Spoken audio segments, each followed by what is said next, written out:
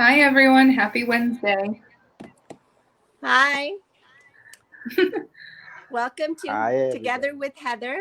We have Heather Wolin, who is running for City Council, and we have Al Casillas, a former CCPD and a former SRO in our school district. Hi, Al. How are you? Hello, how are you, ladies? We're good. We're good. Doing Thanks for good. joining us. Thank you for the invite. So today we're going to talk a little bit about what Al does or did in his past life and ask him some questions. And we invite all of our audience to please ask questions as well. Put it in the chat, and Heather will put it up on the little ticker trade thing that goes through, and we will be able to answer your questions. Okay? Okay. So tell us, Al, this question for you. How long were you a police officer and how long were you an SRO? I was a police officer for 28 years at Culver City, and I was fortunate enough to total be SRO for almost 8 years. I did it two terms. I was one of the original SROs in 2001, and then my last term was I think 2012 to 2016 when I retired. Wow. Yeah. Okay. So, what is exactly the role and job duties of an SRO? Um, Most of all, I'm or was a liaison for the school and the police department. So I was the liaison between the school district and the police department. And what I always pointed out to people was that SRO, the key word was school resource officer. I was a resource for the school. So I mentored student athletes. I assisted the administration with discipline matters. I arrested students when I had to, but it was very little part of my job. And most of the time, when it was an arrest, it was a citation and release back to the school or release back to a parent and guardian. The only time students were ever taken to the station is if it was mandated per whatever law that they were arrested for. But I see. yeah. Wow, that's great. Um, okay, well, Heather, since you Yeah. are the youngest candidate running for City Council currently, tell me, did you encounter the SROs when you were at school? Absolutely. So I am part of Culver High's class of 2009. So I missed Al by a couple of years. But you would have seen my youngest brother. Um, but from my experience with the SROs at Culver High, I TA'd in the discipline office for the last two years of my high school. So my junior and my senior year, I TA'd in the discipline office. And I got to know the SROs real well because they were in quite frequently, working with the vice principal, the principal, and everyone else up there. And we'd talk about it sometimes. And, they were always there. They were always smiling. They're always super friendly. And we'd get to talking, and, they were there to provide a service to the students. They didn't enjoy the days when they had to discipline a student or, like Al said, arrest a student, which is very rare. I can recall one time they were up there and they were providing somebody guidance, and they said, hey, we don't want to do this. Please don't make us do this. Here's some resources. Here's how you can fix this. You have the power to do this, and you can call us. You can do XYZ. This is the name of the discipline guidance counselor. And they were always super helpful, and they really didn't want to take that step. So, like Al said, they're school resource officers. They're first and foremost a resource. They're not there to arrest students or cause any trouble. They're there to provide guidance. And I think that's a big misunderstanding. Wonderful. Okay. So, Al, tell us your personal experience as an SRO. My personal experiences, I keep in contact with several students. I call them kids. They're in their mid-30s now, and Right? they have kids going to the school district. I was very hands-on. I walked the campus at lunch and interacted with the kids. I worked the football games, so I got to meet parents and kids in a social setting. And I was very approachable. I made it known to the kids, even in elementary school and at OCD, because I even went over to OCD to do like book readings and story time and stuff like that. So I made myself very accessible. The staff all had my cell phone number, and even some of the students had my cell phone numbers. The kids that I felt that maybe needed that extra person there to talk to in case something came up. But I was very hands on and very accessible to the kids.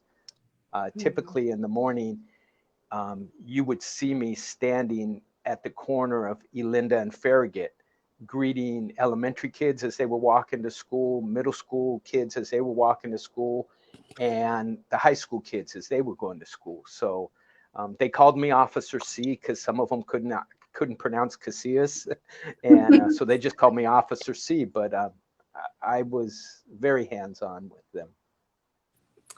Very Well, nice. that's great, because then you probably eased them and they weren't fearful, and they had a relationship with you, a rapport with you, so they can come up to you and approach you anytime. That's the way to do and it. and it was like that. I made it known. I told the kids, hey, no matter what the issue was, if it's something at home, if it's something at school, if you got pulled over by a police officer and you didn't like the way something was handled, come and talk to me, and I would be the go-between. Um, so Yeah. the kids, some people have this vision of a school resource officer just marching around in school and snatching kids out of class and arresting them. And plain and simple, that just never happened. I never snatched a kid out of class and drug them off to the pokey. That didn't happen. Thank goodness. Oh my goodness.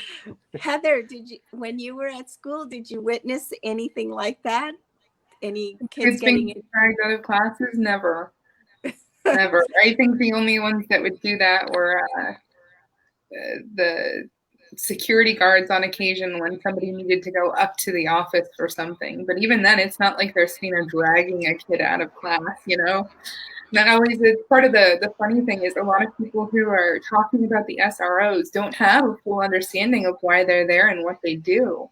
So they don't realize, they just think it's another cop on there patrolling the school, if you will. They don't realize they only come when called upon and when they're doing certain things. I mean, they're not there as regular police officers. It's totally different. So when you were in school, were you educated of that knowledge, or was it available to you, or your teachers, or an announcement was made what these SROs were doing there? Was there No, no? They were no. just there? They were just there. I mean, through middle school and even high school, there was always somebody there. And like I said, they were never patrolling the halls. They were never out there at lunch, just like kicking random kids aside and hauling them off somewhere. Usually they hung around the office and you'd see them before and after school. Sometimes if there was, rumors that something was going to happen, a few officers would show up and just keep an eye out at lunchtime. But that's the most anything ever happened. But there was no, just a general knowledge of what an SRO was on campus. No, Okay. they definitely should. I wish they did. Because like I said, there's just so much confusion. Is I that think something? on my second term, sorry to interrupt, on my No, second that's okay. term, they did have an assembly at the school year, at the beginning of the school year, and I was introduced, and then I would talk at the assembly. I'd get like a 5-10 minute introduction. Plus, the kids knew who the SRO was because we also did career day. So the kids would, know who we were. But yeah, the last 4 or 5 years before I retired, when I was the SRO, we did have an assembly, and the kids were formally introduced. And then, I kind of told them what my job was. So, was there a lot of drug activity at the campus, Al? There was always marijuana. Okay. And then there was some of the narcotics like cocaine. And then when probably 2015, 16, it was alcohol and prescription medicine like Xanax. Kids were selling their prescribed medicine to other kids. And that was one of the issues that we had at the high school. And we always tried to nip it in the butt. Thank God we had kids that, would let us know, and then I'd be able to follow up and kind of intervene and guide the kids to the right path. But we did definitely alcohol and prescription drugs the last part of my tenure there. Heather, same question for you. Do you recall while you were in school, was there a lot of drug activity from your end? Maybe that Al didn't see. Yes. I remember my freshman year. I've always been, the rule follower. I've always been that kid. And one of my friends, while we were in health class, bought drugs from another person that was in our class, and they did drugs in class. So after class was over, I just went up to the teacher and I said, "Hey, this happened, and oh my gosh, it happened in your class."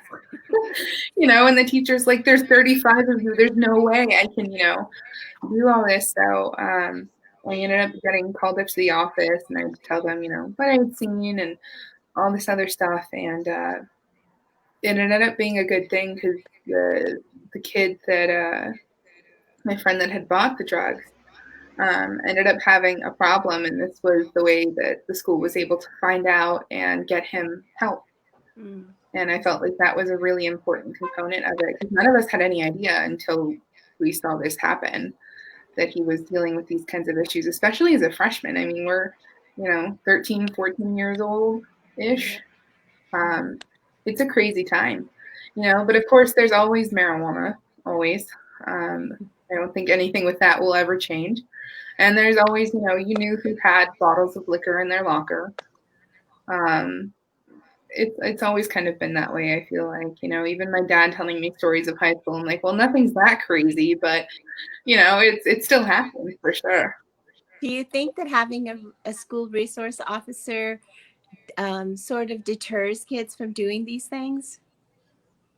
Not really. I think it's a resource when somebody finds out that they've got it. I think that's a really important time for the police and the school to come together and get that person some help. Like I said, my friend through this was able to get help with his issue. Been sober ever since. So it's really important that they're there. But yeah, I mean, it's really important to have them there so that way kids have someone to help straighten them out, to figure out that information. Because I mean, kids don't talk to their parents. They're not going to sit there and say, "Hey, mom and dad, I have a drug problem." But if they get caught at school and they're talking to the police, and the police are saying, "Hey, we're not going to arrest you. You're not going to get in trouble, but do you need help?" That's so important. Yes. So recently, you handled a situation very well, Heather, about somebody defacing one of your lawn signs. And it had to do with the way that you said it was that you had been bullied quite a bit. And so I wanted to ask both you and Al the question of, was there a lot of bullying in the schools? I think we got a question from Marta on that also. So I'm going to put her up there. So was there whoever wants to answer first? Al, do you want to go first, or Heather can go? Sure, sure. The bullying that I saw was basically eighth grade through eighth and ninth grade. It seems like that's when the kids lose their mind, and the bullying from eighth to ninth grade. Once they get like into 10th grade and 11th grade, they're kind of focused on school and college, and that tends to wear off. But it gets pretty bad in eighth and ninth grade. And what people don't realize, because there's not a quote unquote law for bullying. There's different penal codes you can follow, but there's not. If you look up, there's not just like, hey, bullying, this is a law and you can address it that way. There's not a bullying law per se. So we used to come in and bring the parents and bring the kids, and we'd all sit down and have a powwow. And most of the time that fixed it. Once I explained certain laws that could be used to address if something progressed, the kids kind of got it, and they would back off. So yeah, they're definitely eighth and ninth grade was what I saw the worst. Wow. So that's like around 13, 14. That's a time of crazy time in your life. Yep. How about you, Heather? So for me, being on the other end, I've been, heavier, a larger plus size woman my entire life. So bullying was something that I dealt with. Uh-oh. I lost Did her. we lose her? Yeah, we lost you, Heather. Heather. Oh no. Hi, Al. You and I are still on. Hello. There we go. Heather, you froze for a minute. There we go. Oh, okay, sorry. Anyway, We're like, we lost her. Am I still here? Yes, you are. Okay. Yes. Anyway, so dealing with bullying my entire life made it really easy when I saw the sign, and what had been written. It offended a lot of people, but it made me laugh. And I think that, growing up and getting teased and bullied so much,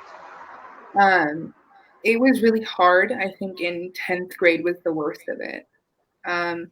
It was really bad. I ended up missing 2 weeks of school because I started to get stress headaches. That's when I started getting migraines. And it was because of a lot of that. And then 11th grade, I started TAing in the discipline office to get away from some of it. And that was my way of focusing my energy into something positive, I think. And it's one of those, my generation is kind of the first. We had Facebook. Before that, there was MySpace. So there was a lot of the cyberbullying going on. And I get a pretty heavy end of that as well. So in my junior year, I actually joined, Scott Zeidman had created an anti-bullying task force. And I had been assigned to cover it as a reporter for the student news at high school. And I went to this meeting and sat down with everyone, and they were talking about bullying. And it was kind of nice because I was able to tell them, okay, that's great that you think that way, but here's 3 other ways that this is happening that you have no idea about, because it was all pretty new. And then as part of this, I got onto their email threads, and one day the parents were bullying each other. The parents that were on this task force were just going at it in the email. And it just kind of clicked, and I was like, okay, it's learned, And so I ended up writing this letter, and I was like, you guys, you realize this is what your kids are emulating, right? They hear you talk like this, talk about people like this, and they're doing the same thing. And I think that really clicked. So, I figured out that, I just needed to survive high school. It was a game, and luckily the administration was very helpful. Like Al said, there's not a lot of laws, but when you bring it up to them, they were pretty responsive. especially with social media posts, because that's something that you can actually show them.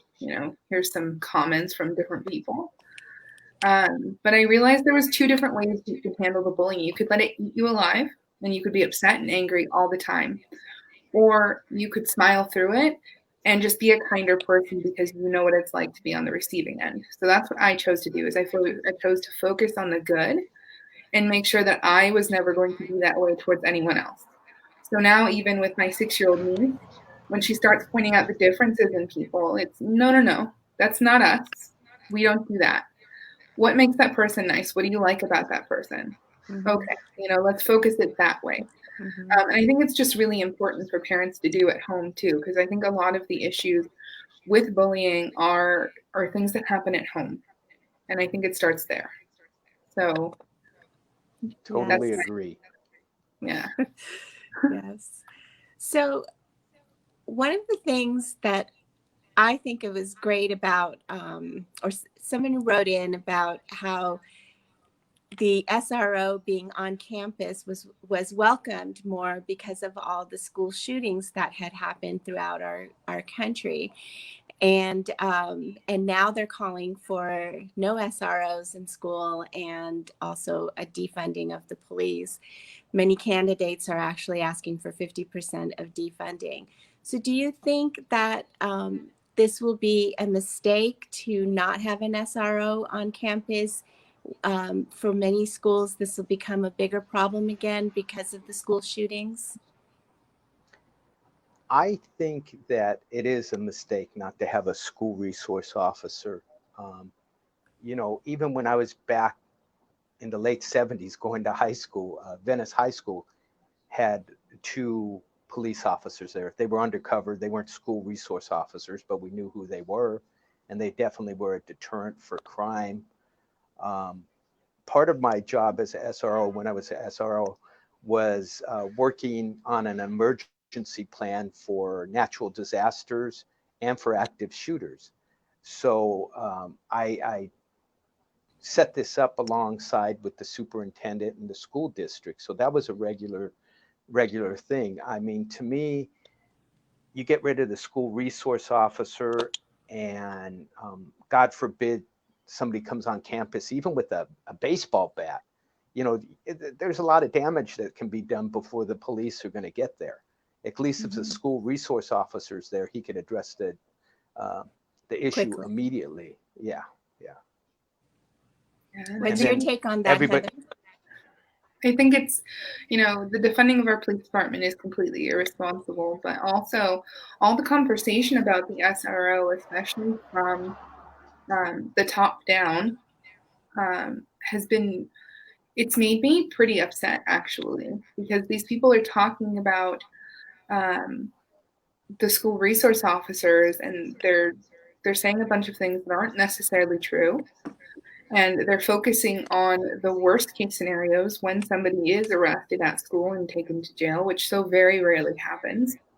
And they're creating a lot of fear, feeding into especially the high school students who are on social media, and even the middle school students. They see, these people up top who are saying, school resource officers are bad, they can't be trusted, they're just like cops. And it's like, oh my gosh, what are you doing?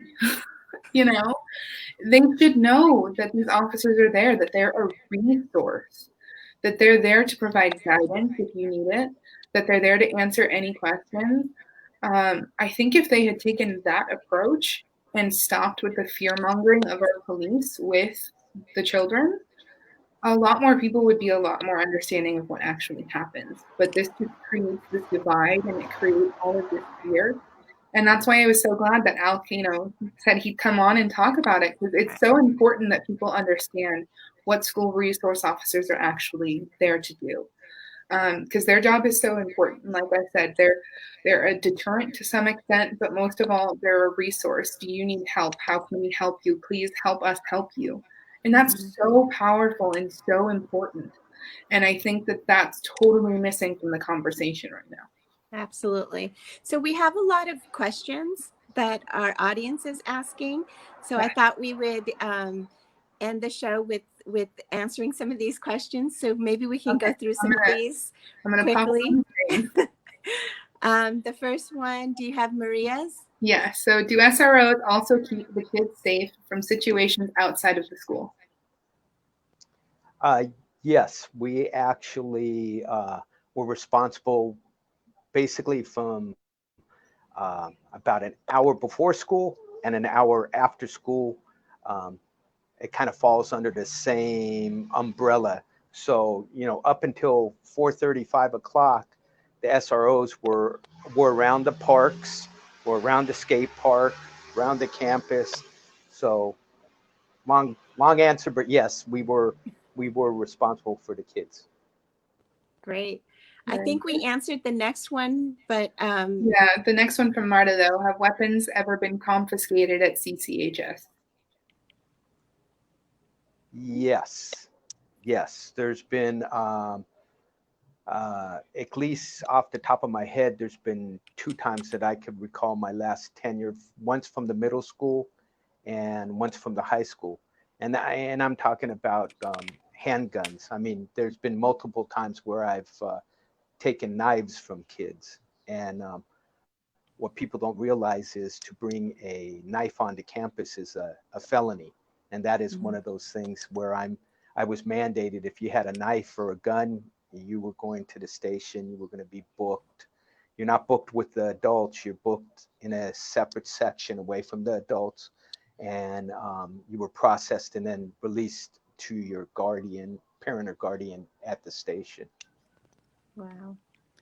And then we have Monica saying hi. We have Jody saying popping in for a quick visit. So And next question is Maria. uh-huh.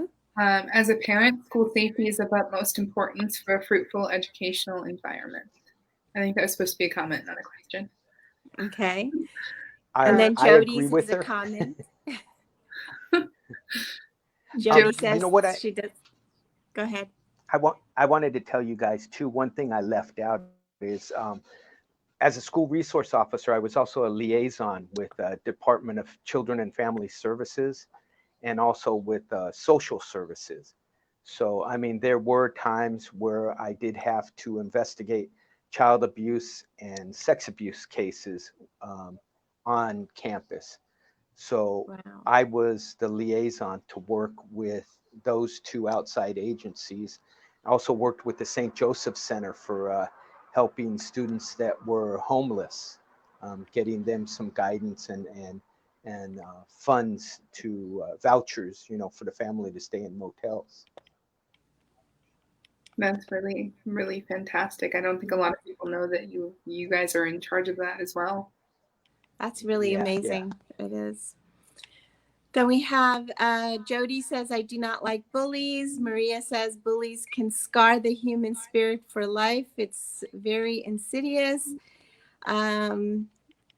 Colleen is asking, are there gangs at the school?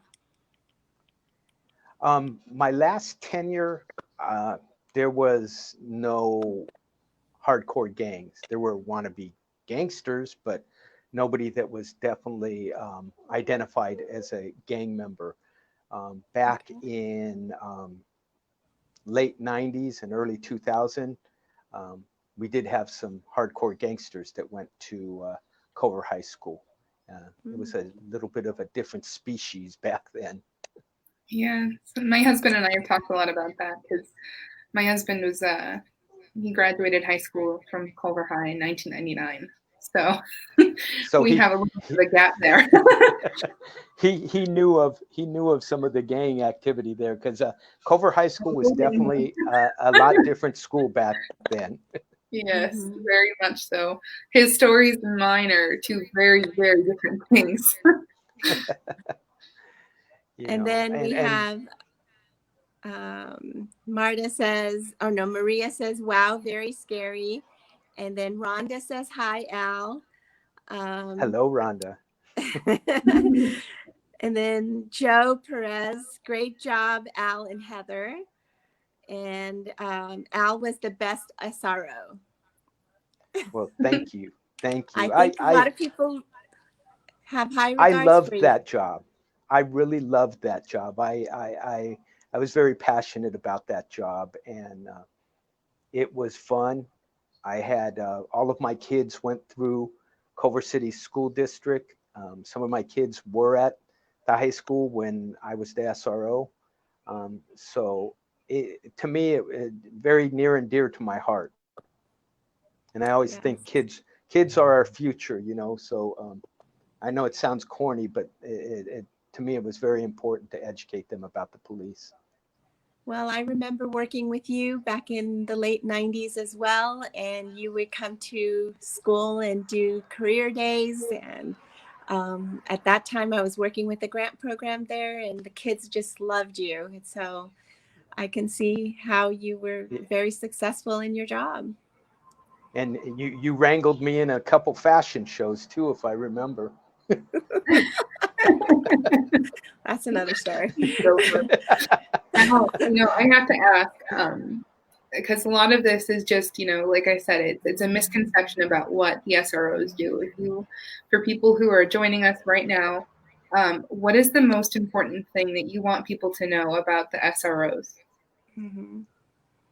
The most important thing is that we do not march around campus and arrest your child and drag them off to jail. We are a resource. Um, we are the liaison. So that is the most important thing. We are there as a resource. We don't we don't drag your child off and lock them up. Well, one last question that I would like to leave you guys with, and maybe you can answer. We've been doing a lot of these Zoom candidate forums, and this question has been asked to a lot of the candidates. What does 50% of defunding look like? But since you were a police officer, maybe you can tell us your version of that. Okay. So 85% of the police budget goes towards uh, personnel. So you imagine 50% defunding. Where is the bulk of that 50% going to get cut from? From personnel. It could be 30%. It could be 40%. It could be all 50%. Could you imagine 50% less personnel? Right now, Culver City has a response time of 1 to 3 minutes on an emergency. Non-emergencies are anywhere from 5 to 8 minutes. With defunding the police, you're going to knock those emergency time response times probably up to 5 to 7 minutes, and non-emergency will probably jump from 20 to 30 minutes. And I always, when people have asked me about this defunding, would we just defund sanitation 50% or street services at 50% or parks and recreation? I don't think so. There would be a study. I mean, if there's a possible way to shift funds, then do it, but do it correctly. Step back, analyze.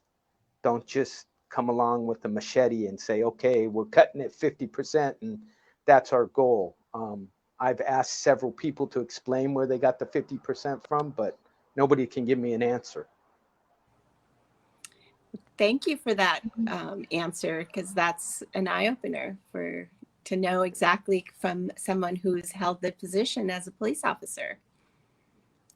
It Thank you. definitely is going to hurt our city. Yes, sounds like it would be very tough.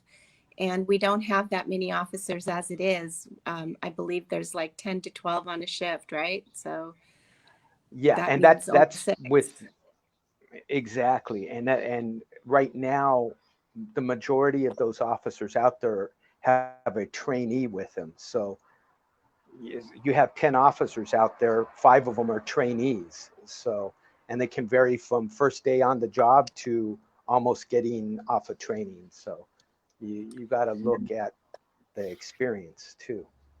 And Heather has been saying a lot of this herself. And so I'm glad that you guys are in alignment here with that. Yes. She has been Yes. saying Yes. over and over again that it's not responsible to do this. I So think people have this misconception that we have, a police force the size of LAPD, which couldn't be further from the truth.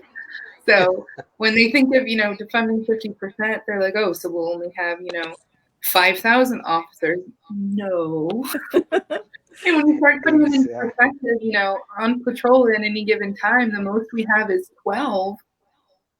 All of a sudden people go, oh, wait. So if we defund by 50%, we have 6? Is that enough? No. Yeah, exactly. I mean, we're only 5 square miles, but during the day, the population of the city varies between 400 to 500,000 people, on a business day. That's a lot of people to have 5 or 6 officers try to keep safe. Exactly. And if you ever get, anyone out there ever gets a police scanner, you will hear just how busy all of our officers are. You respond to an amazing amount of calls.